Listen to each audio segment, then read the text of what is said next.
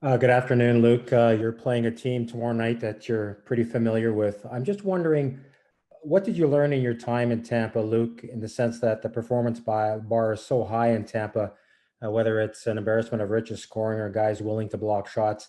What did you learn in your time there?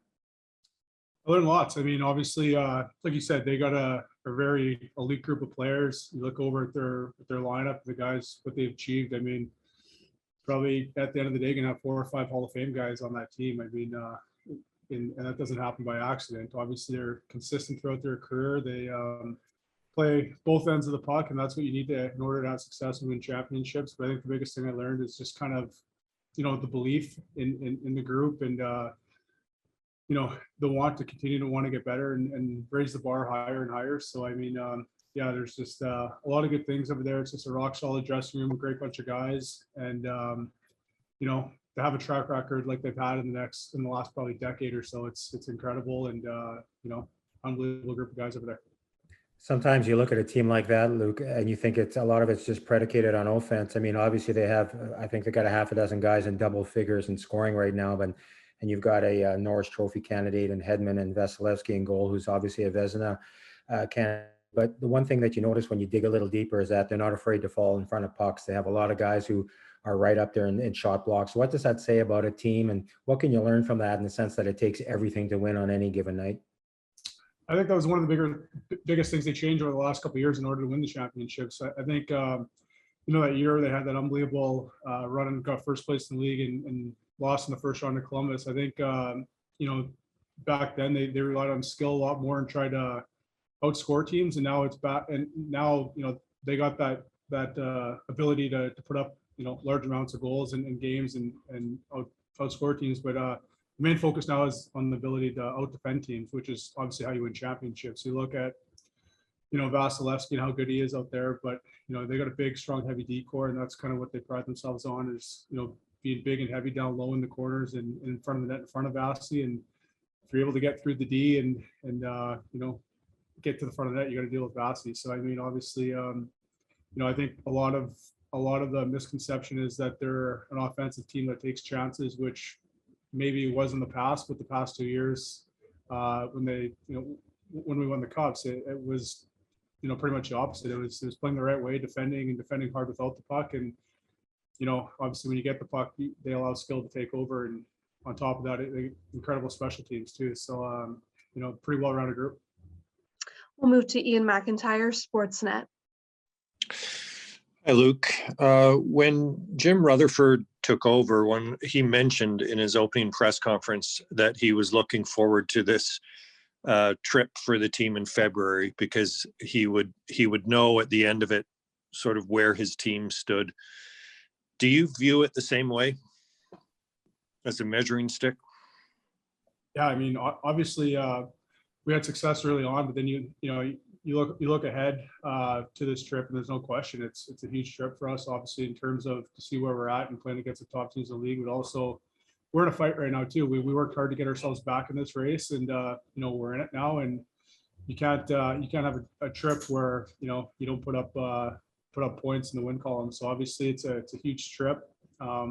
Teams that we don't really obviously see very often, with the exception of Nashville being in our conference, but real hard, fast teams, obviously teams that are well-rounded, all ends of the ice. They got, some of the best talent in the league and goal scorers. And it's a tough trip. There's no question about it. Like you said, obviously it wasn't the start we looked for last night, but in saying that, it's a long trip, and, we're going to have to be a lot better, and we got our work cut out for us, especially tomorrow here in Tampa.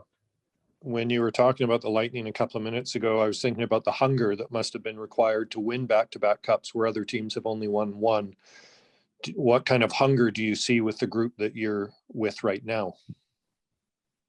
Yeah, obviously, like I mean, as soon as you lose that hunger and that competitiveness, and you're all right with just you're content with where you are. It's exactly when you start to fall. I mean, there's a reason there's a reason why teams obviously don't win back to back very often. It's because you go through it once, you know how hard it is and what you have to put into it, and it's not an easy thing to do. So that's why a lot of teams don't do it. And same thing when you're in a grind in the middle of the season. I mean, we know how hard it is to win hockey games, and you got to show up every night because teams are putting forth that same effort. And as soon as you don't bring it and you let your foot off the gas a little bit, that's exactly, when things don't go your way. And we saw that last night. So, it's obviously a long season. It's tough to be consistent. And, if you, sometimes in games or, parts of the season, it's not your A game, but you got to rely on, trusting your systems and, players around you to help kind of pull each other through it. So, I mean, like I said, that's what Tampa has, is a group that, relies heavily on systems and playing the right way. And I think, we're starting to figure that out. We're learning as we go here. And tonight was last night was an example. We didn't do that. And, we got to flip the page and get back to what made us successful. Patrick Johnston, Post Media. Luke, we know on the ice what challenges both these teams present. But, especially I think when you're coming from a colder winter place, you go to Florida, is there a risk there of you guys almost kind of losing yourself mentally and sort of the pleasantness of how things are off the ice?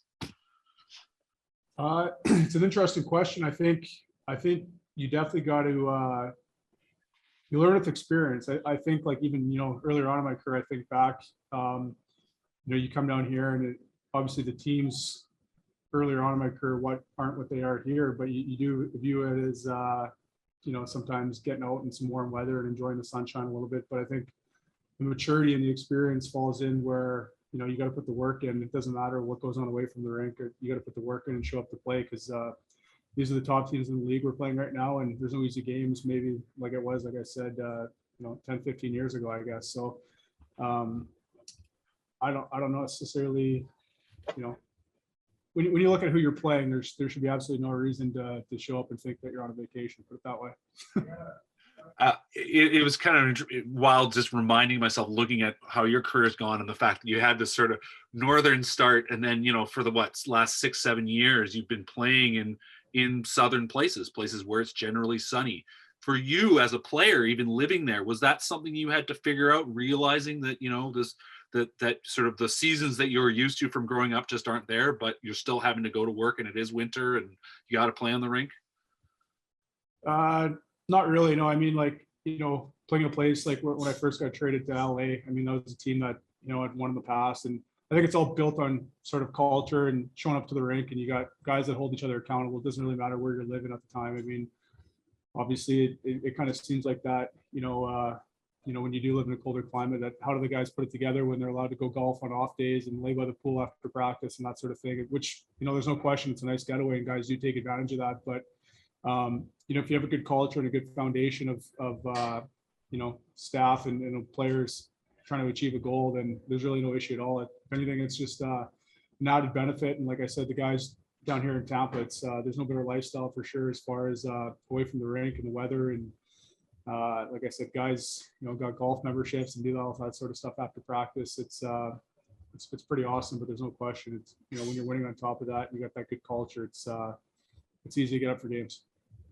Daniel Wagner, Glacier Media. Luke, under Boudreau, you guys are playing a very high tempo, high pressure system. Does that system involve a lot more skating from the defense, have you found? Yeah, I think the game in general, obviously there's a lot more skating, and I think when you're not skating and moving your legs with the puck or without the puck is when you're in trouble. When you get caught sitting back, it's that's not the recipe at all. I mean, teams obviously skate well, and you got to keep up with that. And if you sit back, you're usually getting it handed to you pretty good. I mean, usually you want to be on the attack more often than not, and that involves obviously using your legs and skating. And there's no question that Bruce wants an upstyle tempo, and which involves forechecking, involves you getting up in the play, it involves having good gaps in the neutral zone. At the end of the day, all the game is skating and being in the right position. And if you don't do it, you get yourself in trouble, and it's noticeable as an individual and collectively as a team. And looking at the defense across the board, everybody is taking shorter shifts on the defense. Is that a reflection of playing that up-tempo system where you're maybe burning the legs a little quicker and getting off the ice a little quicker, or is there something else involved in all of the defense taking shorter shifts? Yeah, I just think when when we're playing all these games here coming up, shorter shifts are only going to benefit us. Obviously, there's certain times of the game where, guys are going to get a little average shift length up where, a guy like Huggy's going to be good on the power play or OEL or whatever the case is. Sometimes, penalty kill, but even on the penalty kill, it's a focus to kind of change them over quick. And same thing, obviously 5-on-5 and whatever the situation is, just have fresh guys out there. And, obviously you look at our schedule, we're playing a lot of road games as well too, right? So teams got the home change, and sometimes you don't want to get out changed as a road team and just kind of have your guys fresh. And I think they're doing a good job of that. Like you said, it's you can't play an upstyle tempo if you have long shifts. I mean, you can do it for 20-30 seconds in a shift, but once you get past 45-50 seconds into a minute, it's impossible to play that upstyle tempo because the other team's probably taking short shifts, and it's tough to keep up. And we'll take one final follow-up from Ian McIntyre. Bruce said last night that everything is easier when you're winning, and when you lose, it reveals something. You guys obviously hadn't lost a regulation game since Bruce became coach until last night. What do you want to see from your team as a response? What should your team take from that game?